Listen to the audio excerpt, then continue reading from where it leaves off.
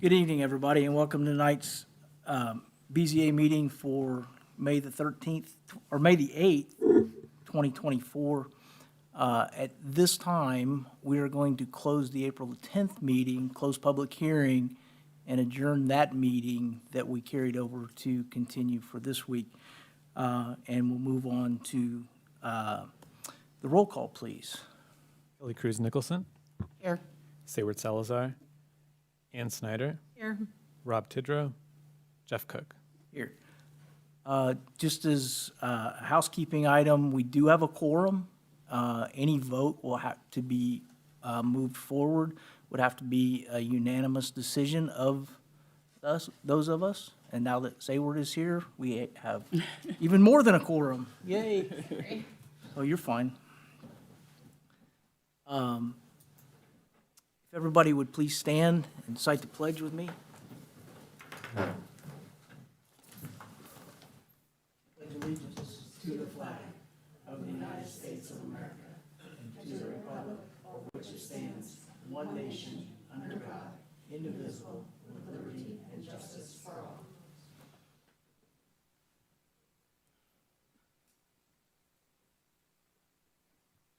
We all got a copy of our meeting minutes from last time. If there's no changes or corrections, I'll accept a motion. I make a motion that we accept the meeting minutes from, was it May? April. April, I'm sorry, as presented. I second it. A motion, a second, to accept the meeting minutes from last month's meeting. All in favor, say aye. Aye. Motion carries. Moving on to new business. Proof of publication. Oh, yeah, we probably ought to do that, shouldn't we? So I do have this notice. It was published in advance. It states the time, date, place, and items on the agenda for the public hearing for tonight. So I would ask the board to make a motion to accept the proof of publication. So moved. Second. A motion and a second to approve the proof of publication. All in favor, say aye. Aye.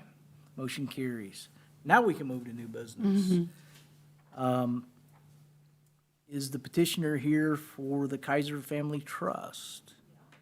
If you would come to the podium and state your name and address for the record, please. Hi, good evening. My name is Mara Kaiser Bronger. The address, and do you want my permanent home address? Yes, please. 6106 Bayless Knoll Court, Alexandria, Virginia, 22310. Thank you. Now, if you'd tell us about your petition. Sure. Hi, this is my dad, Joe. He's the reason that we're here tonight. And my husband's not going to call in. He's running to soccer tryouts. As trustees, we're requesting a special exception to allow a non-owner occupied short-term rental at 405 South 18th Street, Richmond, Indiana, which is currently zoned as an R2 medium-density single-family residential. I live 500 miles from Richmond and visit my dad monthly. I'm an only child. And the reason for this special exception request is to rent it for short periods between the time that my family and I are occupying the dwelling. This falls within the definition of the short-term rental unified development ordinance, pages 11 through 35.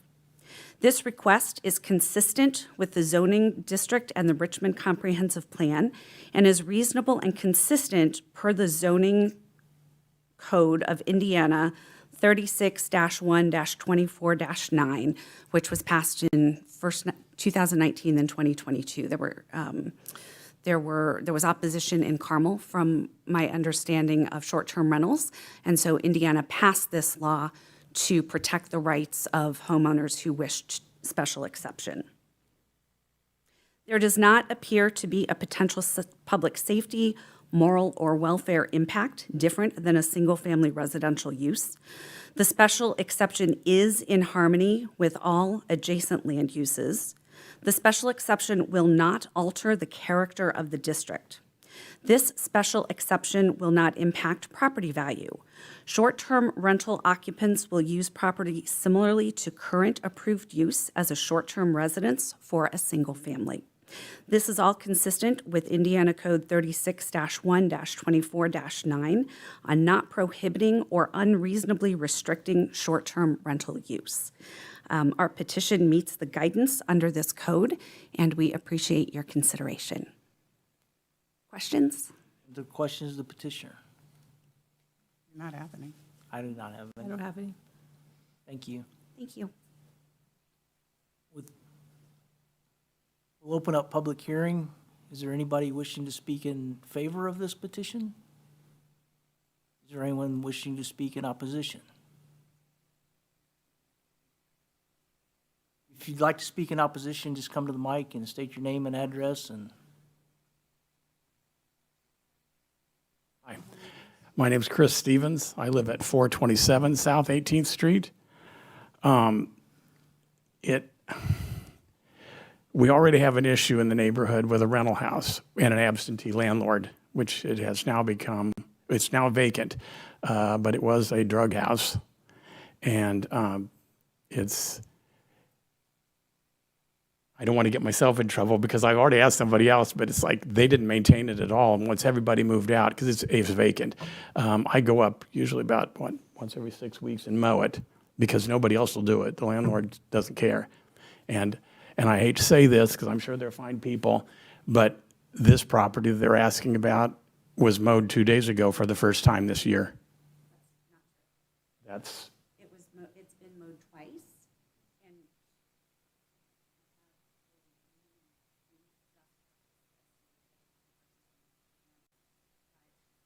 If, It was mowed twice this year. We've got the answer. it needs work. Also with an absentee landlord, if she rents this thing out, it's done online.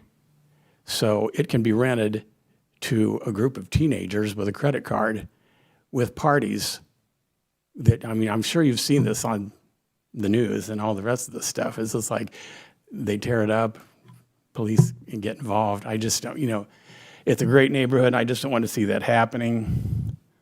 And I do not know the fact that Reeveston is under the dome of the historic neighborhood designation.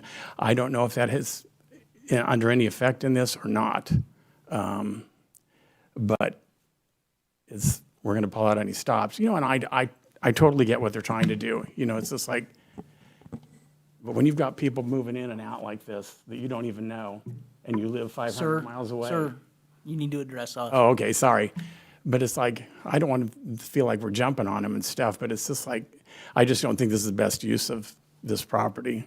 I think somebody else could get in there and, do something good with it.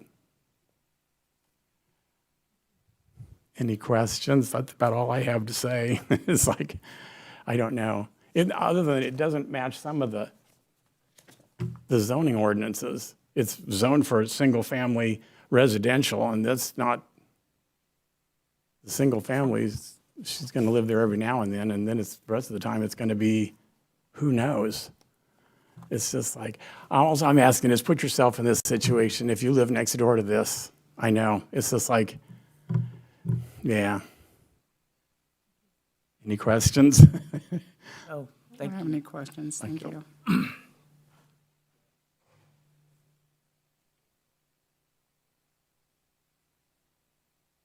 I'm Lauren Alexander, and I live at 416 South 18th. I've been there 32 years, and I think Reeveston is precious. And it's an R2 kind of a neighborhood. We have beautiful medians on the streets, and we have old trees and old plantings and old people. And there aren't very many children in Reeveston. It's kind of a quiet place. And I think it's a real gem for the community. There are you can picture other neighborhoods where it's more modern and there are children and there are swing sets and swimming pools and that sort of thing. And Reeveston's not like that. Reeveston is old and quiet. And over the years, it comes and goes in popularity because it's, the homes are expensive for upkeep. And on 18th Street, the next street over is 17th, and that's to the east is a cul-de-sac. And the next street is 16th. And if you look at 16th, and then you look at 18th, they're very different.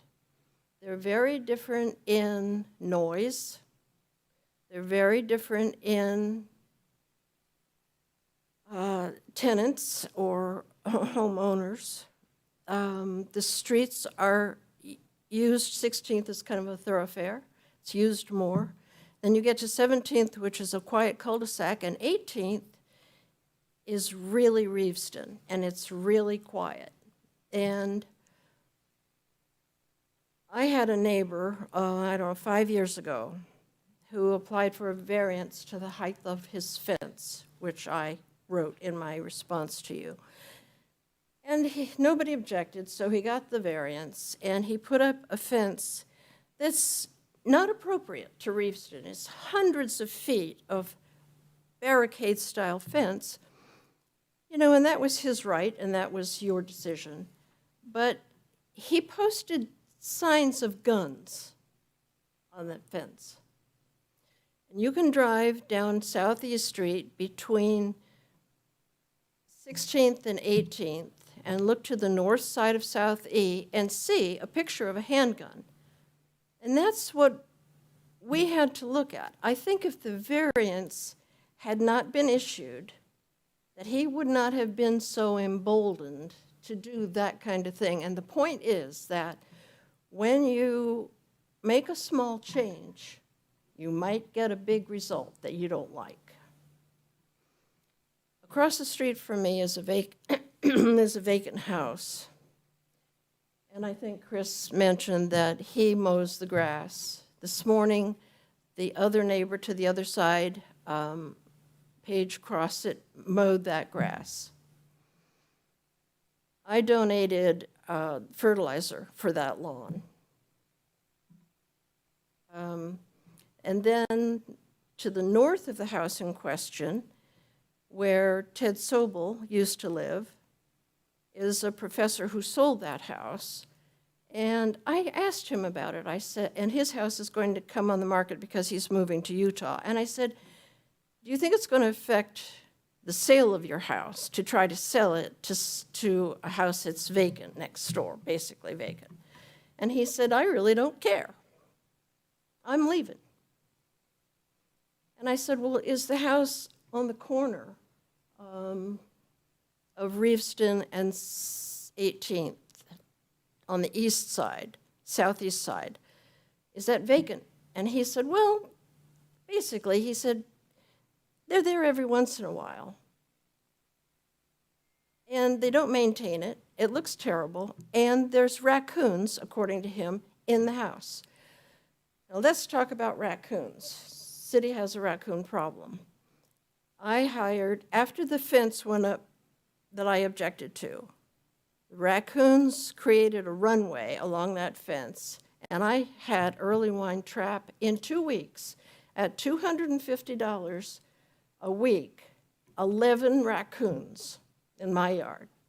And they fight, and they dig, and they make a terrible mess. So we've got them in the vacant house on the corner. We've got them running the fence behind my house. They're in the vacant house across the street from me, or they were. I don't know that they still are. And these houses that are not maintained have vermin in them. It's not healthy. Raccoons carry rabies. They carry leptospirosis. Now, animals or pets are vaccinated for rabies. Leptospirosis is optional. Leptospirosis will kill your dog, and it's a zoonotic disease that can be transferred from animals to humans, from your dog or your cat to you.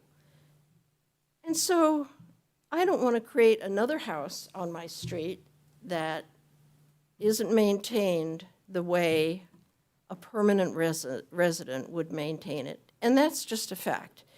The other thing is that this house The people who refurbished this house built a driveway that goes in 1 car length. There is a 2-car garage attached to the house, but the driveway only goes 1 car length. It doesn't go all the way back to the garage. So you can't get more than 1 car off the street. There's only 1 person on our street who parks on the street. The rest of us try to keep it a little more dignified, try to keep cars off the street. Reeveston Road would look funny if people parked on Reeveston Road like they park on 16th. It would look funny. It wouldn't be dignified. It wouldn't be something that Richmond can be proud of, that you don't see every day. And for 18th Street to change in that kind of a direction, house by house by house, it only takes 1. And we've already got 2. We don't need 3.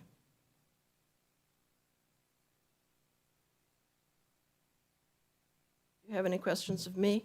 No, thank you. I do not. I don't either.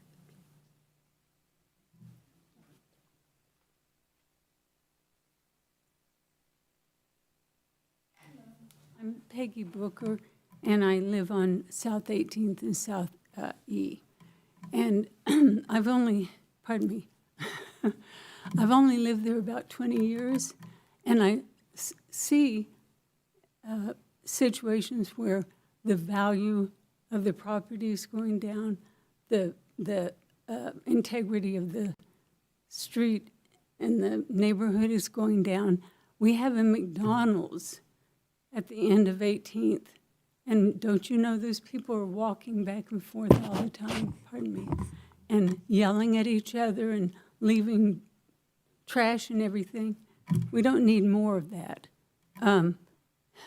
Reeveston is an historic area, and I think we should treat it like the queen she should be. Thanks. Oh, did you have questions? No, I'm good, thank you. Is there anybody else wishing to speak in opposition? Yeah. Yes. Would the petitioner come back up? The board has some questions. Hi. Hi, Do you want to go first, or you want me to go first? you can go ahead. Are you using a company to help you that have rules, regulations, that type of thing, like a Verbo, Airbnb type of company? Yes, absolutely, we will. Yeah. I do not want kids in the house, period. Excuse me, That's- please. Oh, Yeah. sorry, I do not want kids in the house at all. You know, our idea is to attract visiting nurses or Earlham professors or parents of Earlham students who need a short-term rental.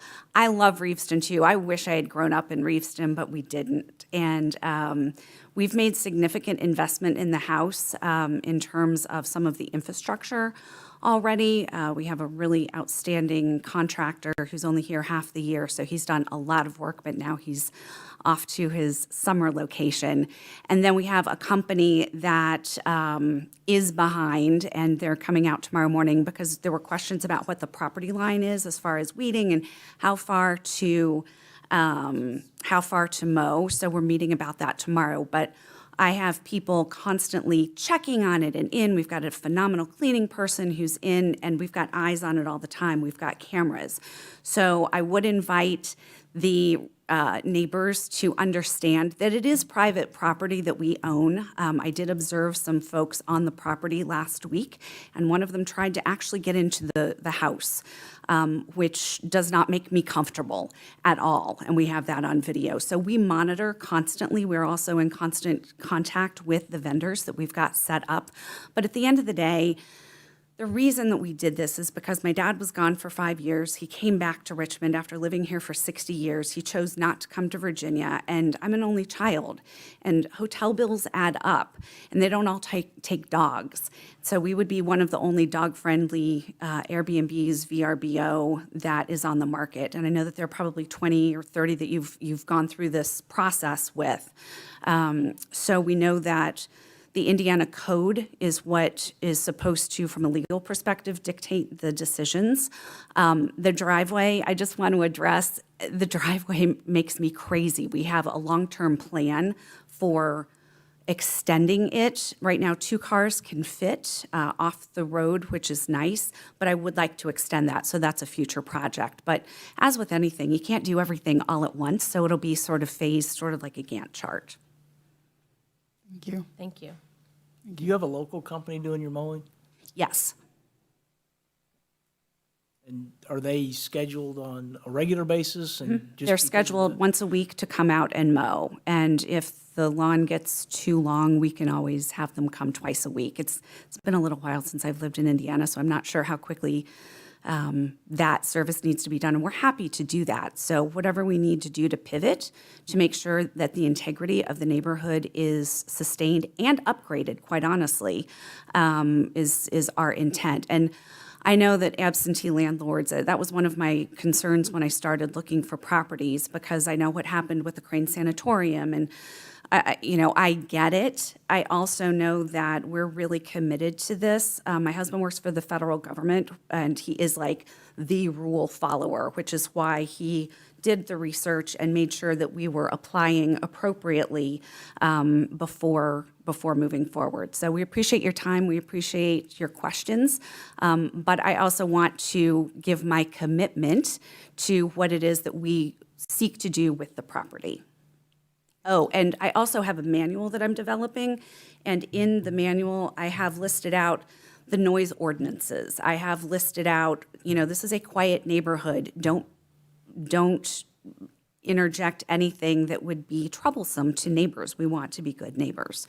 So those are some of the things that we enumerate as we are seeking whether we approve someone or not. If we have a red flag, we just say no. Thank you. Thank you very much. Any other questions?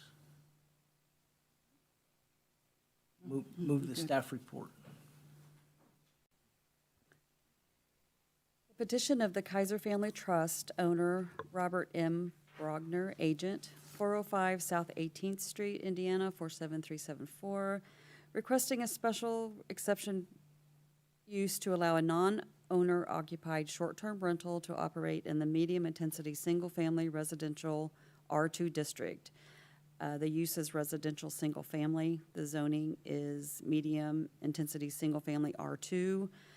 The lot size, approximately 800 and 843 square feet. The zoning in all directions is medium-density single-family residential R2. The land use is also residential single-family. The proposed special exception use would allow a non-owner occupied short-term rental to operate on the property.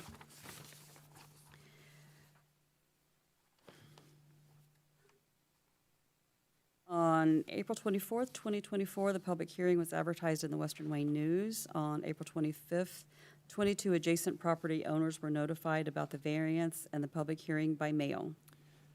We received 3 responses. Chris and Lily Pyle at 418 South 18th Street are in favor. William Hodges at 409 South 18th Street is in favor. And Lauren Alexander at 416 South 18th Street is opposed to the petition, and I shared Ms. Alexander's comments with the board earlier today. The planning staff consulted with all city departments and utilities to determine any objections based on public health and safety, and no health and safety objections were raised. Staff recommends approving the application to allow a non-owner occupied short-term rental to operate in the medium-density single-family residential R2 district. On the findings of facts, number 1, the proposed special exception is consistent with the purpose of the zoning district and the Richmond Comprehensive Plan because a non-owner occupied short-term rental is listed as a special exception use in the R2 district. The code was changed per ordinance 22-2023. The use does not conflict with the Richmond Comprehensive Plan. The plan's future land use map 57 identifies the property as part of a central neighborhood which serves as a transition between rural and high-density areas such as commercial corridors and mixed urban development. A non-owner occupied short-term rental should not interfere with the residential characteristics of a central neighborhood. Number 2, the proposed special exception will not be injurious to the public health, safety, morals, and general welfare of the community because the applicant states that short-term rental occupants will use the property similarly to the current approved use as a short-term residence for a single family. As such, the property will be subject to the same nuisance regulations as every other residential use as outlined in Article 5.67 of the UDO. Number 3, the proposed special exception is in harmony with all adjacent land uses because short-term rental occupants will use the property similarly to current approved use as a short-term residence for a single family. There are sufficient parking spaces too, plus the side street. Number 4, the proposed special exception will not alter the character of the district because, as with the previous criteria, the proposed use must remain consistent with R2 zoning, which includes non-owner occupied short-term rentals as a special exception use. The property is still required to adhere to R2 development standards. There appears to be minimal or no impact on the character of the district. And number 5, the special exception will not adversely impact property value because the impact of a non-owner occupied short-term rental should have a minimal effect on the surrounding community. And there are no written commitments. Questions to staff? I have no questions. No questions? I have no I've questions. got a couple. Sorry, I told you I was gonna make it easy on you. And by the way, congratulations, Joanne, for your promotion. I was negligent earlier to announce that, but it's a good move for the city. Thank you for what you do. So the variance that we're looking at to approve is because it's a non-owner occupied short-term rental, correct? Correct. So if this was, if the petitioner who lives in Virginia owns this property and just wanted to rent it, then we wouldn't be here tonight, correct? So they could rent it long-term, 6 months, a year, whatever, and be a non-resident owner of the property, but it'd still be a rental property without having to come here tonight. Right. Correct. That's all I have to. It was kind of a two-parter, I guess, so. It's more of a statement. Yeah. It's okay. Yeah. I'll give you a little nudge. If there are no other questions, I'll entertain a motion. I'll make a motion to approve BZA 13-2024 based on the finding of fact. I second. I have a motion and a second to approve BZA 13-2024. We call the roll, please? Kelly Cruz Nicholson, Aye. Sayward Salazar, Aye. Ann Snyder, Aye. Jeff Cook. Aye. Motion carries. Good luck to you. Thank you. Thank you. We do have one petition right now, and. One for sure, possibly 2. And the Deadline is deadline next is Wednesday. next Wednesday, so we do have to come back next month. With that, I'll take a motion to adjourn. So moved. I second it. We are adjourned. Thanks, everybody.